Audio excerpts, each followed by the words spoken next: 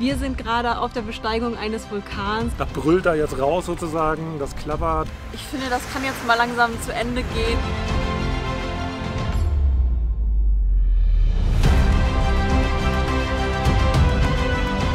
Total beeindruckend. Ich habe sowas vorher noch nie gesehen. Diesmal habe ich auch brav die Untersetzung reingemacht. Das sind meine Schafe, das sind meine Ziegen.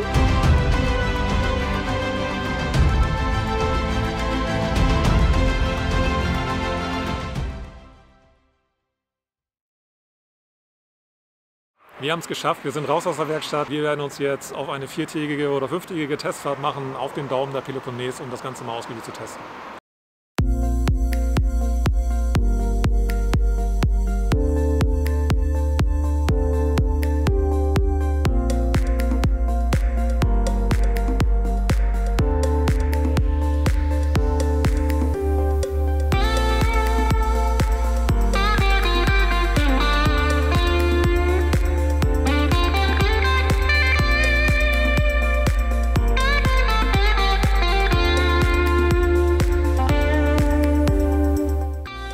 Los geht's.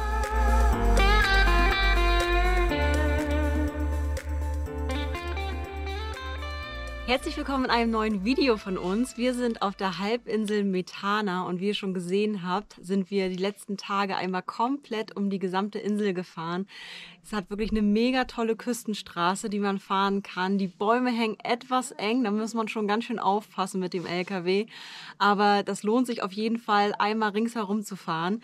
Wir sind gerade auf der Besteigung eines Vulkans. Vorher zeigen wir euch aber einmal auf der Karte, wo wir gerade sind und was wir so die nächsten Wochen vorhaben. Wir sind vor ein paar Tagen hier in Argos beim S von Peloponnes gestartet, sind dann einmal hier rüber an die Küste gefahren und jetzt befinden wir uns derzeit auf diesem kleinen Zipfel. Das ist die Halbinsel Methana. Die haben wir bereits einmal umrundet und die nächsten Tage geht es für uns dann immer entlang der Küstenstraße einmal komplett ringsherum um den Daumen der Peloponnes und von der Werkstatt werden wir uns dann hier die Küste entlang auf dem Weg machen und den nächsten Finger der Peloponnes bereisen.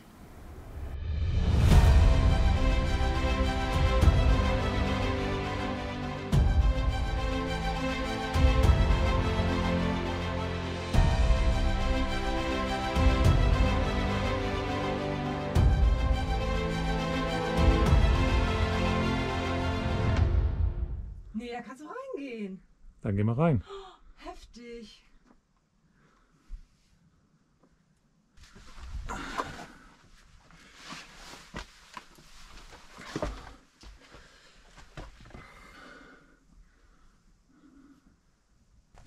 Pass auf. Ja.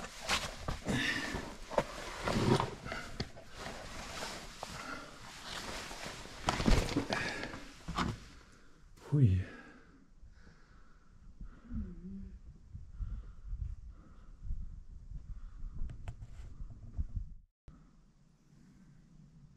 Mega krass. Also ich finde es gerade total beeindruckend. Ich habe sowas vorher noch nie gesehen. Es ist echt richtig heftig.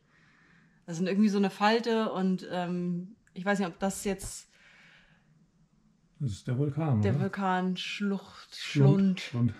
Ja, echt total krass, mega beeindruckend. Also muss man, glaube ich, mal gesehen haben. Ist echt... Was ganz Besonderes. Ja, fehlen gerade echt die Worte. Ist richtig cool.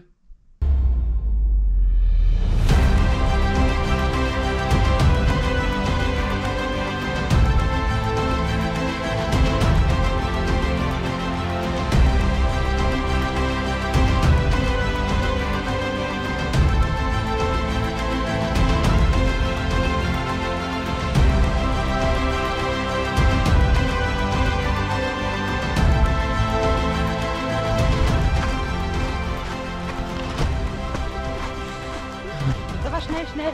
Genau. Die Busgruppen kommen.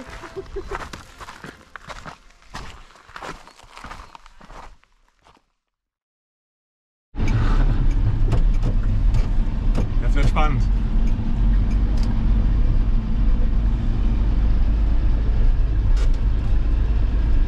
Kleines bisschen Mini-Offroad.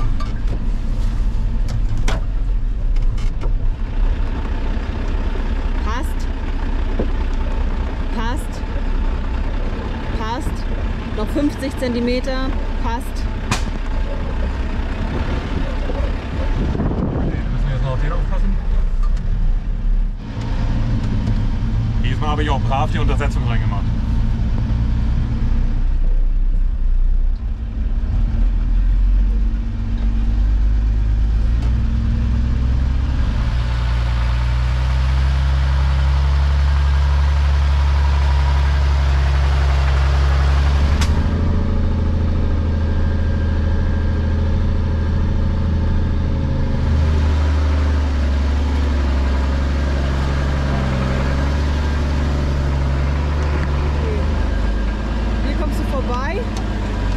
Okay, bleib so gerade. Okay.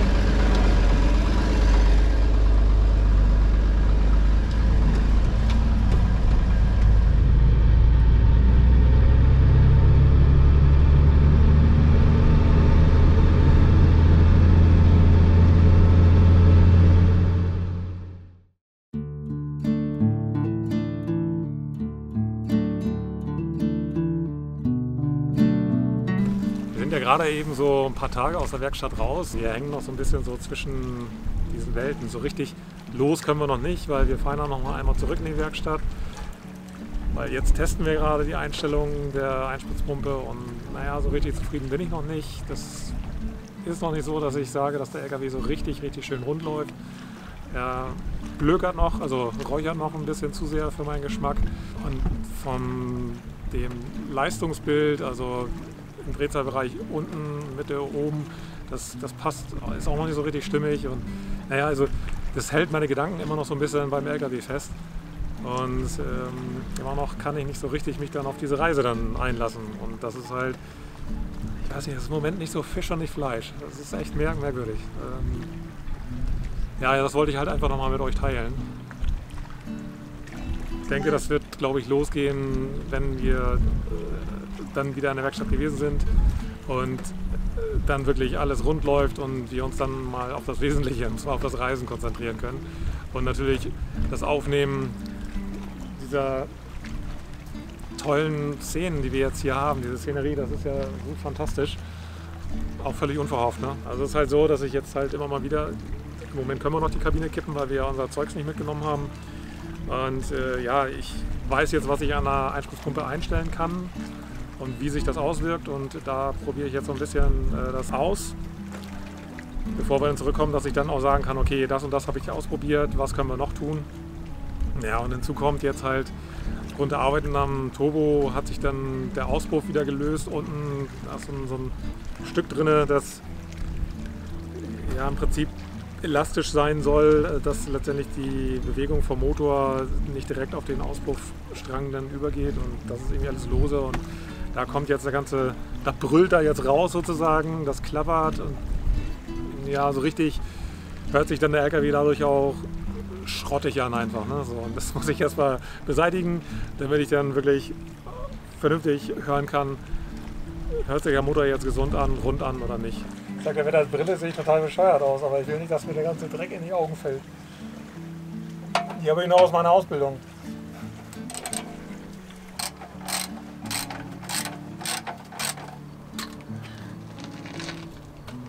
Was ist hier los? Okay.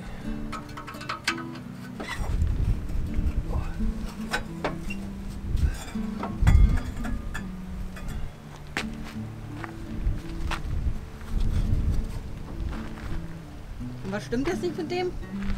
Das hier sind die Übeltäter, diese Verbindungsstücke hier. Die habe ich schon mal mit Hans-Peter von Polarfuchs oder von Vorfuchs, der hat auch einen eigenen Kanal jetzt. Guckt da mal unbedingt rein, der macht echt geile Videos. Nur mal so am Rande. Mit dem habe ich das zusammen so provisorisch gefixt damals. Hat nicht lange gehalten. Ich werde es jetzt nochmal provisorisch fixen. Nur diesmal benutze ich Kabelbinden aus Stahl anstatt aus Plastik. Weil die Plastikdinger sind natürlich verschmort. Und ja, was da übrig bleibt, ist halt das hier. Ne? Das Ganze ist halt mit Alufolie abgedichtet. Hält eigentlich ganz gut. Wir sind jetzt hier an einem richtig schönen Ort. Es ist eine einsame Bucht, nur wir nur das Rauschen des Meeres. Leider kommen wir an diesen schönen Orten nicht richtig an, denn wir denken die ganze Zeit immer an den LKW. Jeden Morgen kippen wir die Fahrerkabine und stellen derzeit noch die Einspritzpumpe um. Solange wir mit dem LKW noch beschäftigt sind, werden wir halt auch an solchen wunderschönen Orten nicht richtig ankommen können. Ich finde, das kann jetzt mal langsam zu Ende gehen, weil wir haben, glaube ich, genug jetzt irgendwie gezeigt, dass wir das wirklich wollen.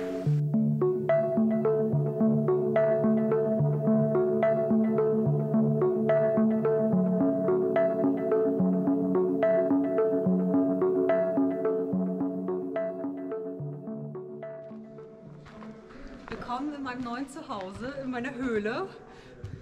Wir befinden uns jetzt in der Steinzeit. Da sind meine Schafe, da sind meine Ziegen. Keine Ziegen. Ich habe zu viel Sonne abgekriegt, vermutlich. Da ist nichts. Aber das soll ja wohl ein Nachbau sein von einer Behausung oder sowas. Genau. Ne? Ja. Also die Menschen haben hier mit ihrem Vieh halt auch gelebt. Also nicht nur die Menschen, sondern auch mit ihrem Vieh. Und man kann sich das halt richtig gut vorstellen, wie ich finde, wie die hier so gelebt haben. Vor 40.000 Jahren haben hier Menschen gelebt. Zumindest ist das festgestellt worden aufgrund der hinterbliebenen Dinge. Ein Skelett, was 10.000 Jahre alt ist, wurde hier gefunden. Also diese Funde, die kann man dann in Nafplio im Museum sich angucken. Was bedeutet das? Also Achtung, Risiko, Durchgang verboten ist vermutlich dann die korrekte Übersetzung. Also Nikolas darf heute nicht klettern. Ja, Yvonne auch nicht.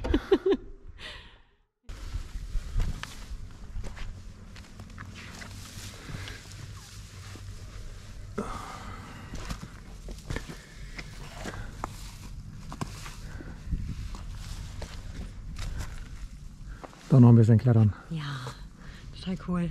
Was hast du vor? Ich will da hoch. Du kannst es nicht sein lassen, ne?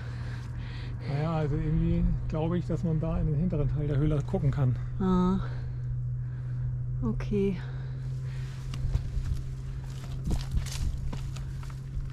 Siehst du was? Kannst du da jetzt in die Höhle gucken? Man sieht jetzt von hinten rein.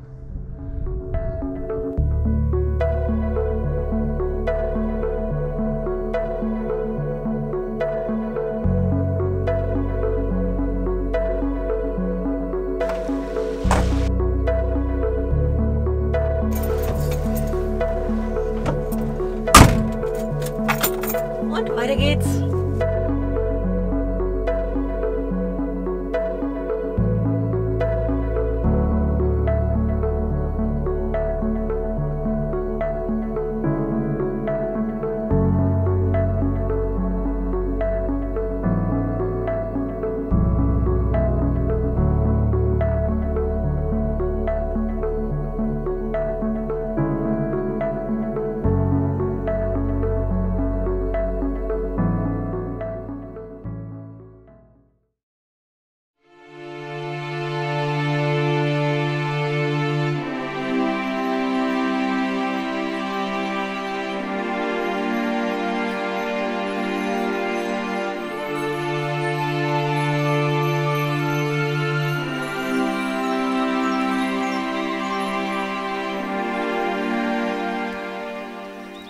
In einer Doline, das sind tiefe Absenkungen im Kalkstein, und hier gibt es gleich zwei. In der einen ist ja sogar eine kleine Kapelle, die wir gleich besuchen.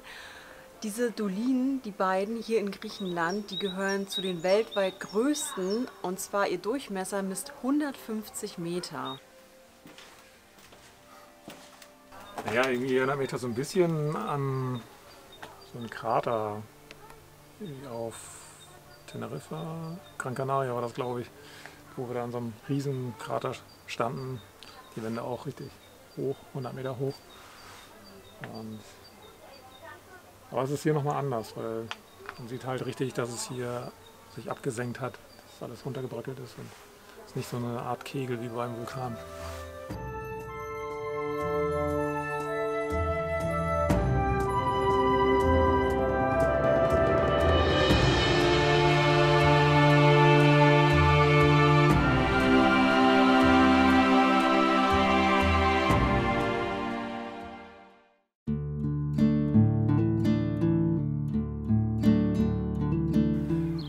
haben eine Nacht in Quilada verbracht. Es ist ein kleines Fischerstädtchen. Touristisch ist hier eigentlich nicht so viel los, aber man kann ganz lecker Fisch essen und es ist wirklich sehr, sehr ruhig hier. Für eine Nacht kann man das sehr gut machen.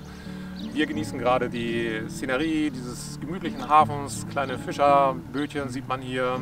Die fahren auch abends nochmal raus, also darauf muss man sich dann schon einstellen, aber das ist eigentlich, finde ich, eher was Positives. Wir werden gucken, wie wir jetzt heute weitermachen. Ich schätze, wir fahren dann heute zurück Richtung Werkstatt.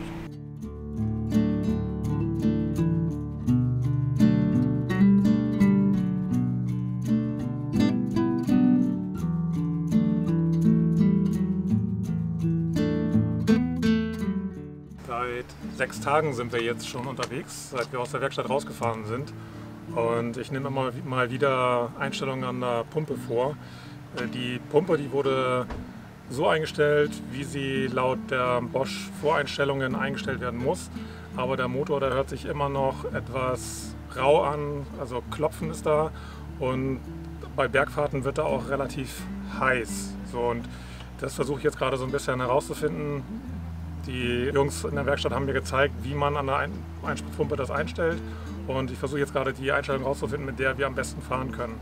Aber ich merke, dass ich die Leistung von der Pumpe erheblich runterschrauben muss, damit der Motor leiser wird und halt auch nicht so warm wird. Und das ist natürlich nicht Sinn der Sache. Deshalb müssen wir da halt nochmal hin und nochmal nachschauen lassen, was da jetzt eigentlich ist. Meine Vermutung ist, dass der Einspritzzeitpunkt nicht ganz richtig ist.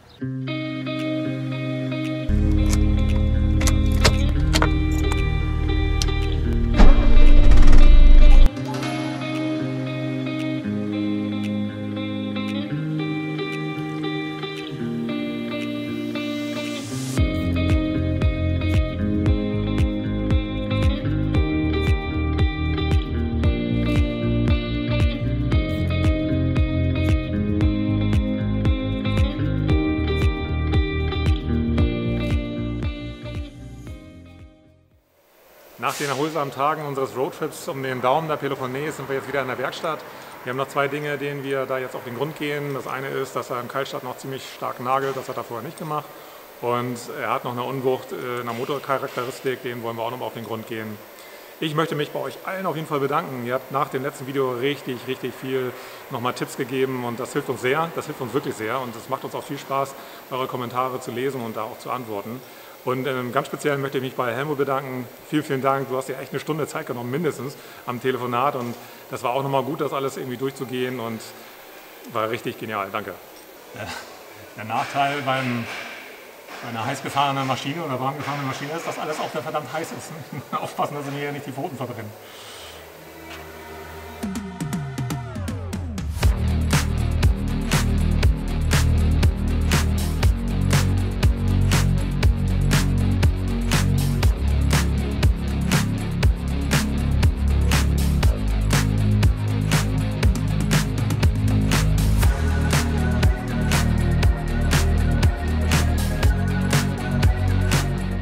Ich muss mal die Kamerafrau verscheuchen. Muss da mal ran, glaube ich.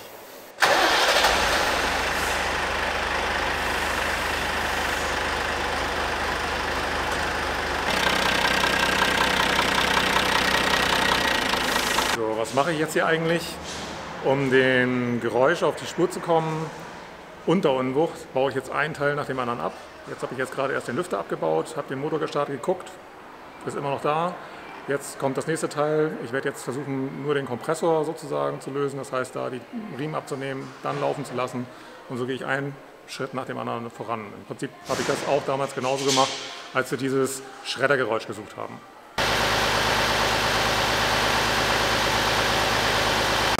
Wir haben ein Tackern festgestellt, was ja letztendlich auch dafür sorgt, dass der Motor sich so rau anhört. Also das könnte der Grund sein. Und wir haben das festgestellt, dass das auf dem 4. Zylinder ist. Und jetzt werden wir einmal testen, indem wir den Injektor einmal tauschen mit dem 4. und dem 2. Zylinder, ob das wandert oder nicht. Und wenn das nicht der Fall ist, dann werden wir auch nochmal die Ventile prüfen natürlich, ob eines der Ventile irgendwie klackert.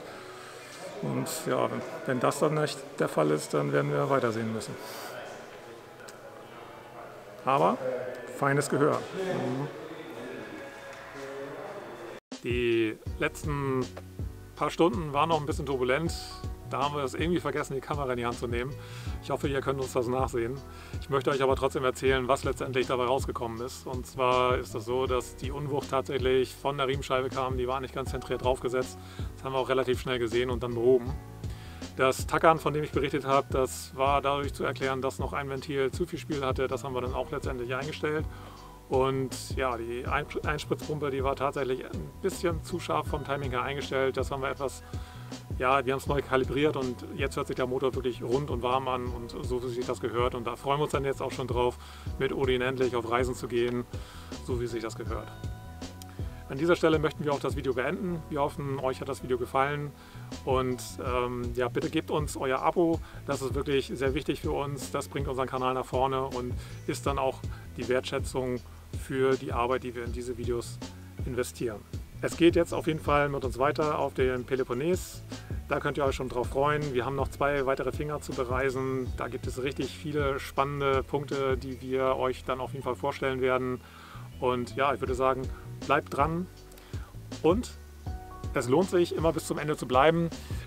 Ich versuche das mal einzuführen in die Videos, dass ich zum Ende nochmal irgendwie einen interessanten Fakt einbaue. Und diesmal ist es der Punkt, dass es in Griechenland, das wusste ich vorher halt auch nicht so, das haben wir von einem Local erfahren, da ist es so, dass man tatsächlich auch wie in Deutschland für eine Nacht zur Wiederherstellung der Fahrtüchtigkeit schlafen kann. In seinem Auto, natürlich da, wo dann man auch niemanden stört. Wir freuen uns darauf, wenn ihr wieder einschaltet beim nächsten Mal. Habt eine schöne Woche. Wir sehen uns sonntags.